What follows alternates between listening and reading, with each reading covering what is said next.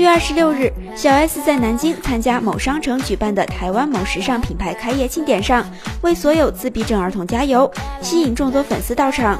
期间，小 S 身穿短裙，靠在老搭档蔡康永身边大秀美腿。而接受采访时，她也大方披露姐姐大 S 怀孕期间经历了腿肿、咳嗽等众多磨难，令自己时常惦记。